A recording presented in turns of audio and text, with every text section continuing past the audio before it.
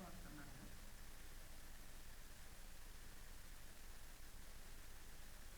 Power point वापरकर्त्याला अनेक themes प्रदान करते आणि तुम्ही आवडणारे थीम निवडू शकता. म्हणजे आता दिलेल्या पॉवरपॉईंट प्रेझेंटेशनमध्ये आपल्याला म्हणजे थीम्स निवडायचे आहे.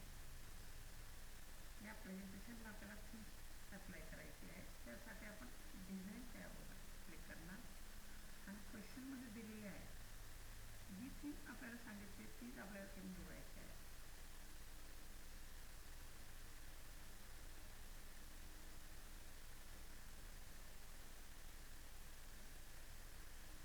MS पॉवरपॉईंटमध्ये स्लाईड्सचे 2 स्टँडर्ड साईजेस आहेत.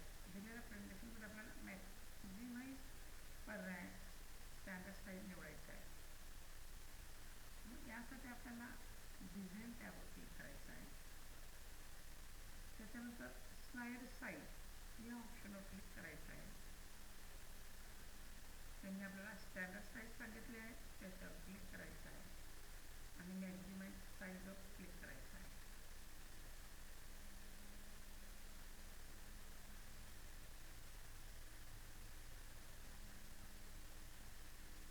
या सेशनच्या आपण आता गाईड ड्युटीवर स्टाईल ही ॲक्टिव्हिटी सुरू करणार आहोत. दिलेल्या पॉवरपॉईंट प्रेझेंटेशनमध्ये थीम ॲड करण्यासाठी पेजच्या स्टाईलवर क्लिक करायचं आहे आणि त्या स्टाईलची थीम्स आपल्याला गॅलरी थीम्स सिलेक्ट करायची आहे.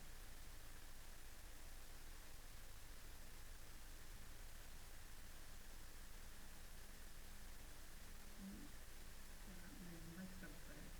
सर्वप्रथम आपल्याला 3 नंबरचं स्टाईल सिलेक्ट करायचं आहे. त्याच्यानंतर डिझाईन टॅबवर क्लिक करायचं आहे. त्याच्यानंतर या मोड ऑप्शनवर क्लिक करून आपल्याला गॅलरी आणि सर्च करायचं आहे. हे बघा, गॅलरी थीम्स ॲड करायची आहे आणि सबमिट करायचं आहे. दिलेल्या पॉवरपॉईंट प्रेझेंटेशनमध्ये दुसऱ्या स्लाईडवर जाऊन बदलण्यासाठी डिझाईन टॅबमध्ये जाऊन प्रेझेंटेशन दृष्ट्या खाली असलेल्या बाणावर क्लिक करायचं आहे आणि कलर सिलेक्ट करा आणि मार्केटिंग निवडा.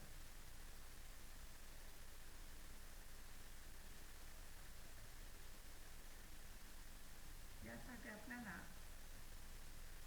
डिझाईन टॅबवर जायचं आहे. त्या व्हेरियंट ग्रुपमधून आपल्याला कलर्स या ऑप्शनवर क्लिक करून या लिस्टमध्ये आपल्याला मार्किंग ऑप्शन दिसेल ते सिलेक्ट करायचं.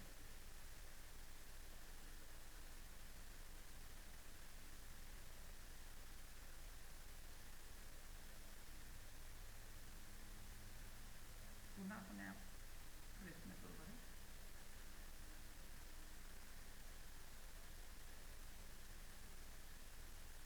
पुन्हा होत नाही, परत डबल वेळेस करेल.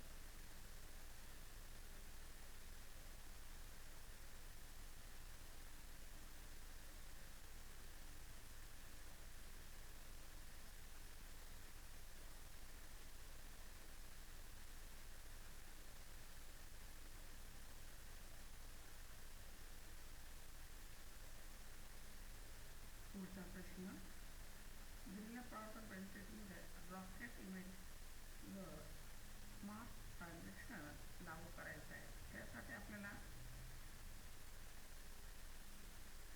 दुसऱ्या स्लाईडवर क्लिक करून ते इमेज सिलेक्ट करायचे आहे आणि त्याला ट्रान्झॅक्शन इफेक्ट देऊन प्रिंट यूज करायचं आहे.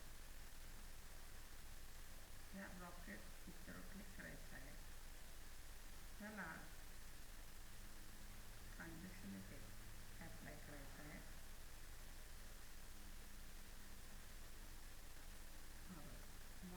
ट्रान्झॅक्शन इफेक्ट आणि प्रिंट प्लेवर क्लिक करायचं आहे.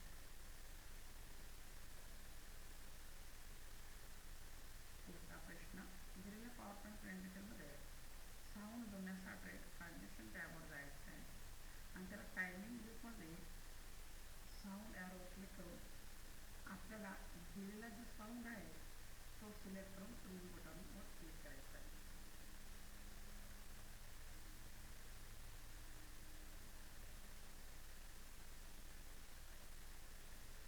ट्रान्झॅक्शन इफेक्ट टॅबवर जायचं आहे. टायमिंग ग्रुपमधून साऊंड याच्यावरती जो आपल्याला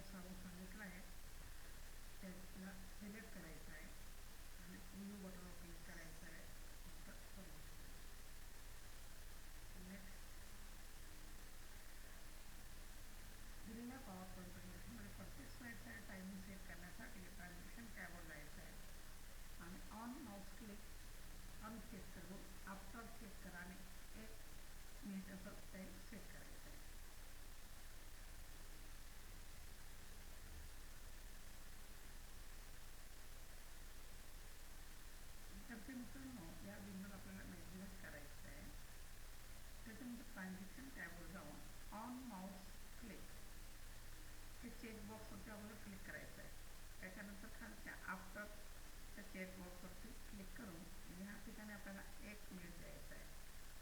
की बरोबर आपण ते